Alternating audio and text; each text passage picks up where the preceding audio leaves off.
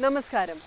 American ജാലകത്തിൻ്റെ മറ്റൊരു പുതിയ എപ്പിസോഡിലേക്ക് ഞങ്ങളുടെ എല്ലാ പ്രിയപ്പെട്ട പ്രേക്ഷകർക്കും ഒരിക്കൽ കൂടി സ്വാഗതം.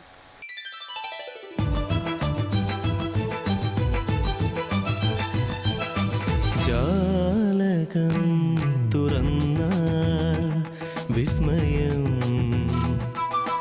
ജാലകം തുറന്നാൽ അത്ഭുതം, മലയാള പെരുമ നിറഞ്ചാലകം, അമേരിക്കൻ ജാലകം.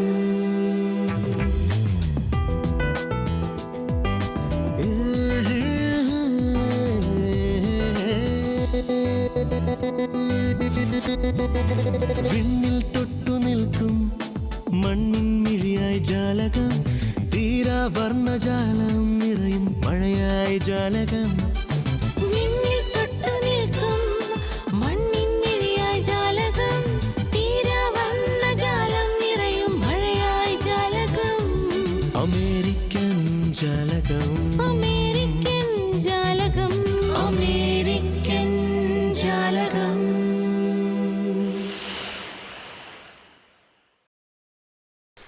മാറ്റമില്ലാത്തത് മാറ്റത്തിന് മാത്രമാണ്. ഇന്ന് എല്ലാവരും പുതിയ പുതിയ ട്രെൻഡിന് പുറകെയാണ്. ഇപ്പം നമ്മൾ ഇന്ന് കാണുന്നതല്ല നാളത്തെ ട്രെൻഡ്. എന്നാൽ ഇതിനനുസരിച്ച് മാറിയില്ലെങ്കിൽ പഴഞ്ചൻ എന്ന വിളിപ്പേര് വരുമോ എന്നുള്ള പേടിയിലാണ്. അതുകൊണ്ട് തന്നെ ചേഞ്ചസ് ഇഷ്ടപ്പെടാത്തവരും വളരെയധികം പ്രയത്നിച്ച് ആ മാറ്റങ്ങൾ ഉൾക്കൊണ്ട് മാറുവാൻ ശ്രമിക്കുന്നു. പുതിയ ട്രെൻഡിനനുസരിച്ച് അതിനെ അനുകരിക്കാൻ ശ്രമിക്കുന്നു. പക്ഷേ ഈ ട്രെൻഡുകൾ വളരെ പെട്ടെന്ന് മാറി മറിയുകയാണ്. അപ്പോൾ നമ്മൾ ഇന്ന് കാണുന്നതല്ല നാളത്തെ പുതിയ സ്റ്റൈൽ അല്ലെങ്കിൽ ട്രെൻഡ്. അപ്പോൾ നമ്മൾ എപ്പോഴും ഇപ്പോഴത്തെ ലോകത്തിൽ നമ്മൾ കണ്ണുകൾ തുറന്ന് വളരെ ക്ലോസ് ആയിട്ട് ഒബ്സർവ് ചെയ്ത് കാതുകൾ വളരെ ഷാർപ്പായിട്ട് വെച്ച് നമ്മൾ വളരെ ഫോക്കസ്ഡ് ആയിട്ടിരുന്നാൽ മാത്രമേ നമുക്ക് ഈ ട്രെൻഡിനനുസരിച്ച് പായുവാൻ സാധിക്കുകയുള്ളൂ. എന്താണെങ്കിലും ട്രെൻഡിനെ കുറിച്ച് കൂടുതൽ സംസാരിക്കുന്നതിന് മുമ്പ് ആദ്യത്തെ സെഗ്മെൻറ്റ് കണ്ടിട്ട് തിരിച്ചു വരാം.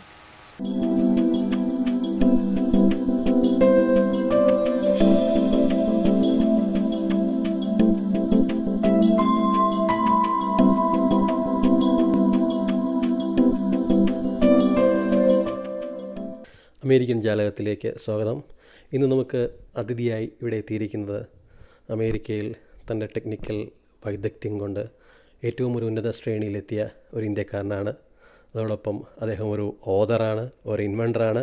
പരിചയപ്പെടാം, Shri Sam Kannappan. Sam Kannappan, welcome to American Jalakam. Thank you very much. So you are the first generation immigrants of USA. That's right. Yeah, I came in 1968 Basically, you born in Trichy. near Trichy in Natrasan Kotai. ഇന്ത്യയിലെ മധുരയ്ക്ക് തൃച്ചിക്കും അടുത്തുള്ളൊരു ഗ്രാമപ്രദേശത്തിലാണ് ഇദ്ദേഹം ജനിച്ചത്. So I mean what's your dream when you are A child? Oh, just like my parent and grandfather, I wanted to go abroad. So I decided to apply for American universities and got admission and came to Texas. So up to your engineering graduations, you are in India. That's correct. And I taught for 3 years after my engineering graduation, then came to Texas. So you so you basically came to Texas for your higher studies, right? That's correct. Masters in mechanical engineering. Okay. So right now you are, I mean, in the technical board who is appointed by the governor, Texas governor, and you are an expert panel. You are in many expert panel groups, right? Okay. See, this professional engineers board is the one which licenses about 58,000 active engineers in state of Texas. And then my specialty is pipe stress engineering, mechanical engineering. So I do consulting and I have written a book on software in piping. Okay. So your software was, I mean, at that time, I think it's in the 1970s, right? 1975 when we released it in engineering software using Fortran 4 language. Okay. So at that time, there is nobody, there is very rare people are into this software side and all. Well, people did not even know the difference between software and hardware at that time. It's all called computer. the differences came about later. Okay, if we step back after your graduation from India, you migrated to US for your higher studies. Then how you got a job in US first? It was very difficult because 1970-71 was going through recession. So Austin was a small town, so we had to move to Houston looking for a job. So we would catch a bus from University of Houston campus and go to Westheimer, and every day we would walk about few blocks. We'll start at 5,000 block, we'll go to 6,000 block, ask in each one of those buildings for mechanical engineering job. And those days you carry a hard copy resume with your picture on it. All the resumes are required to have a picture. So they will look at the picture, they will look at you, say no vacancy. Then after some time we catch the bus back to Houston University. Okay. So we tried many days like that. So your first job was with which company? First job was Sakowitz, very famous store in downtown Houston. I was their maintenance engineer. Okay, so you work for SNC Lavalin also. Yeah, SNC Lavalin is later. I do my pipe stress consulting work for SNC Lavalin. Okay. There is a big controversy happened in India, especially in South India, regarding that companies deal with one of our, one of the government sector in India. So, so what's your experience with that company? Okay, see, this company is the headquarters is in Canada, and then they bought the company I was working for called GDS Engineering in Houston. So our association with SNC is 5 years now. I am aware of the problems the Canadian company SNC had in Kerala, in India. Okay, so I think the grouping, or what we call in India, we call this bribing. Bribing is somewhat, it's illegal in US or some developed countries, but it's a crime if you consider it's in India. What do you think? Yeah, see this, it's done in a different ways and different levels. You can say that. Now, but what happens is an American company get caught bribing a foreign official, then it's a very serious matter. They take very serious actions. So it is not advisable, but to achieve certain things, companies do it. Okay. Anyway, I am just clearing out from that subject. Then you came work with NASA as a contractor employee. Right. I worked for Bendix, who's a contractor for NASA, Goddard Space Flight Center, where I was a mechanical engineer for optics, improving the optics. This is laser tracking to see the different points on Earth. Okay. And we improved the accuracy from about 9 inches to few centimeters, the measurement between the location on Earth and to the satellite and back. So you got an award for that, right? Yes, I was given an award by NASA, Goddard Space Flight Center, for that work. ഒരുപക്ഷെ നമ്മുടെ മലയാളികൾക്ക് അല്ലെങ്കിൽ ഇന്ത്യക്കാർക്ക് അറിഞ്ഞുകൂടാത്ത ഒരു കാര്യം, NASA പോലും അംഗീകരിച്ച ഇന്ത്യക്കാരനായ വ്യക്തി, അതും ആ ഒരു ഏജിൽ, ആ ഒരു ടൈമിൽ 1965 തുടങ്ങിയ അദ്ദേഹത്തിൻ്റെ ഒരു പ്രൊഫഷണൽ കരിയറിൽ ഇങ്ങനെയൊക്കെയുള്ള ഒരു stepping stones, you had migrated from India, from a developing country, or at that time it's not a developing country, right? You came to US. Did you think your service is most needed for India at this time, right? Yeah, it's always that question was raised by my American friends also. What it is the opportunities here was overwhelming to raise the kids and better living conditions. So most people who obtained green card, this is after 1965, stayed here. American Jalakam.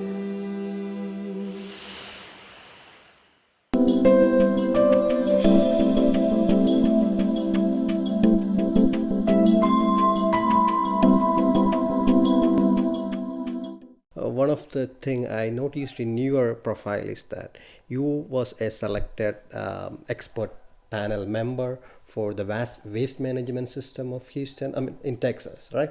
Correct. Okay. The governor of Texas appointed me to wastewater treatment research council. So that essentially looks at reuse of water, how you can recycle water. So that's wastewater treatment. Okay, it's achievable here, but if you're considering India, one of the most issues or important difficulties what in the Indian government is facing is to find out how we can reuse the waste or our tragic waste systems. So what's your advice for that? Well, you have to have a certain discipline in every level. For example, you have industrial wastewater, you have domestic wastewater. So industries has to take responsibility. They should not be letting toxic waste into the river or tank. So from that level on, we have to do rain water harvesting. One of the important things is drinking water. Okay, so drinking water needs higher purity because it goes into the body, as opposed to industrial use. You don't need that purity.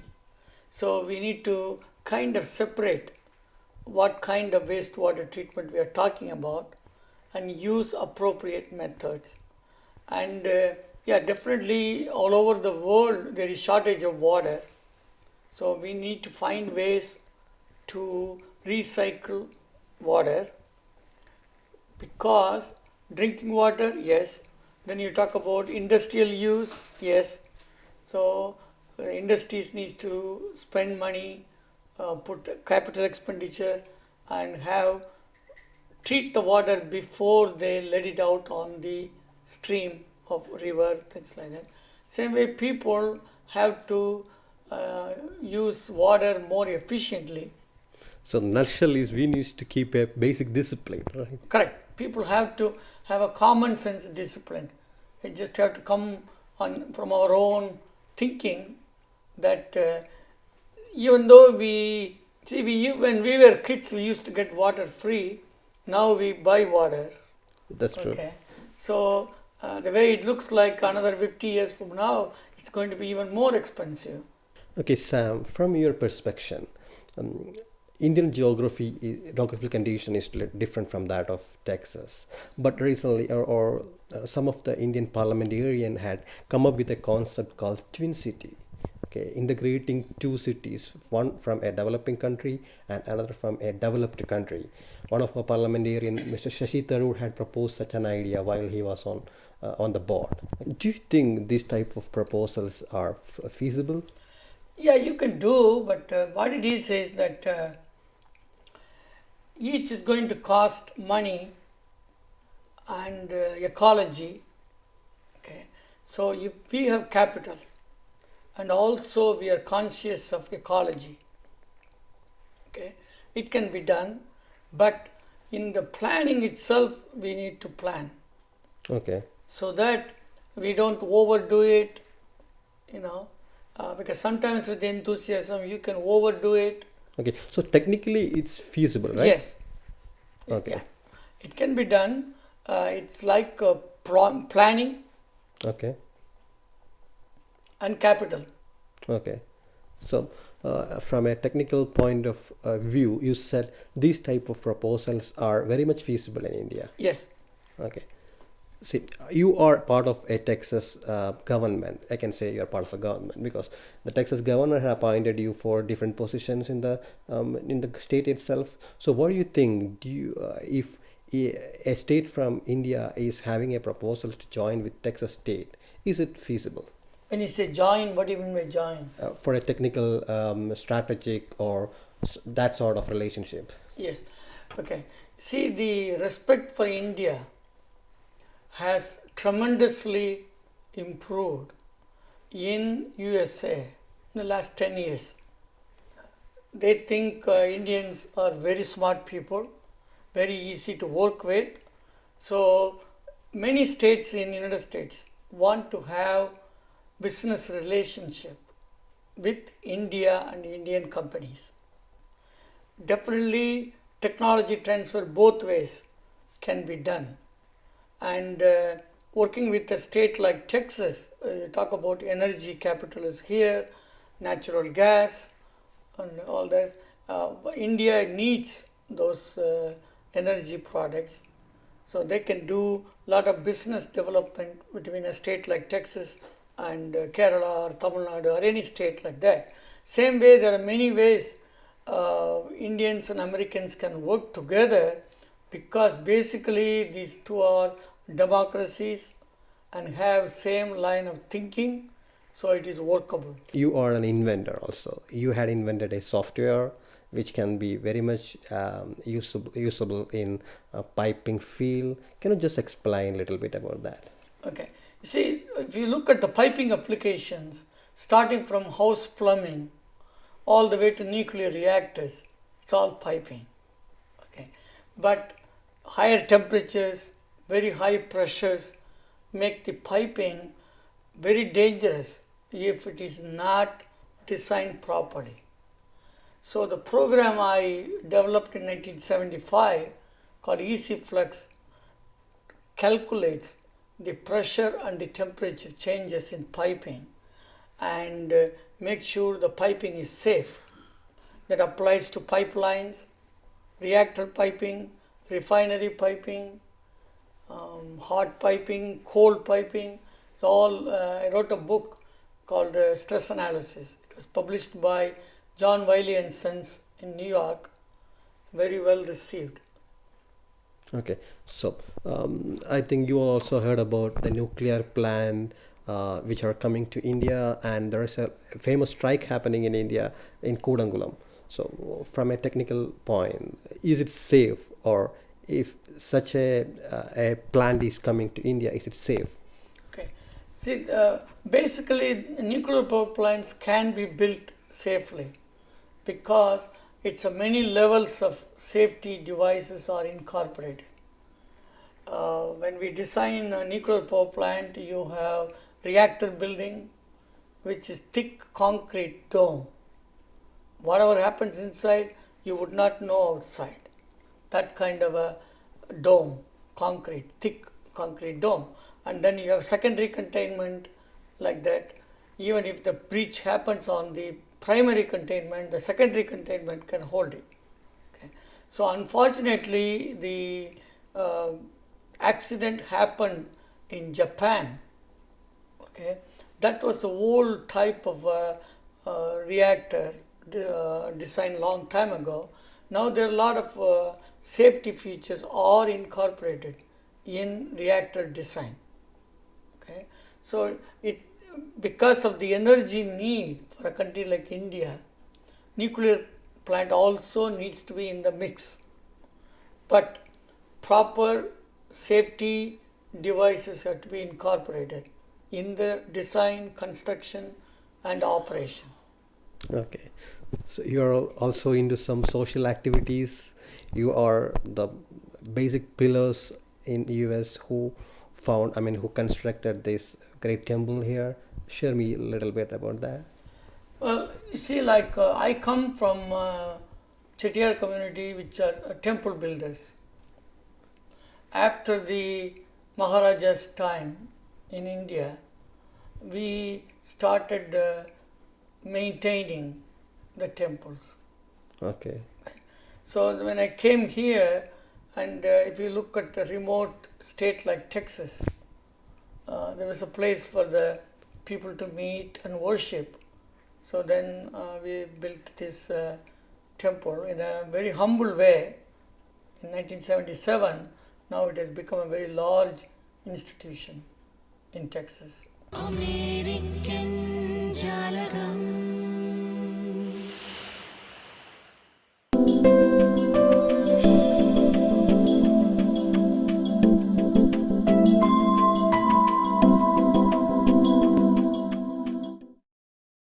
So I'm very curious. Tell us more about your typical day. I get up at 4 o'clock and I go to work at 6. Usually, I always have some request to help. It could be expedite an Indian visa, or something happens to an IT student in San Antonio, whatever. Then I kind of follow them right about 8 o'clock, 9 o'clock, talk with the consul general or senator, sometimes my close friend. So we're trying to resolve some of these things by the time 11:30, and I start attending to my work. Lunch, I always meet with American friends at lunchtime, talk about what is happening in politics, and what are the changes going to happen, including Tea Party, and what's going to happen to all these elections and all that. So after the lunch, I go back to my work in the afternoon and come home 4 o'clock. Then I watch the Indian TV, Mahabharata, that I kind of every day I watch it. By the time 6, 7, I return some phone calls and reply some emails, and I go to bed early. Okay, That's why so if you got an offer from an authority from India, so you have an available bandwidth to extend your service, your technical service, if India needs it, right? Yeah, I always have offered and will offer my services to India, because all my engineering education is paid by India. So I need to repay that back, because getting that basic education is expensive. Without it, I would not be here. So yes, definitely I look for an opportunity to pay back. Okay, so you being a part of the first generation immigrants, what will be your advice for the next generation? You see, being the first generation is very difficult, but we still hold on to our old values. But for the children who are born here, who grow up here, they are in the middle of Western and Eastern civilization, which conflicts in a number of ways. So my request to the younger generation is, take the good from each side and adopt.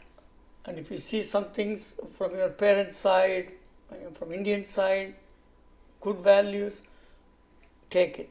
Same way, if you look at from your American friends and American system, Western system, you see some good things, adopt it, and mix both together and make your life very successful. Values from India and hard work from America will make these youngsters real successful. Okay, what about your family? Oh, my family is doing well. Of course, we had challenges because Texas being a very conservative state, they would not accept Indian families in late 60s, 70s, 71, 19. So it was a challenge, especially for in the schools for children, their names and the way they talk, all that was a very difficult time for them. But they got over it. Even for us, it was very difficult to find a job and get some friends, because Americans don't socialize with you and you don't socialize with them. So you really don't understand what is happening around you. And there were not many Indian families to talk to in Texas at that time.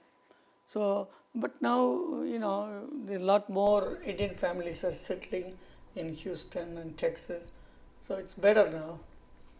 Okay, it's very pleasure for us to get you in this American Jalakam show, and we are so much happy for spending your valuable time with us. Thank you, and thank you so much. Thank you.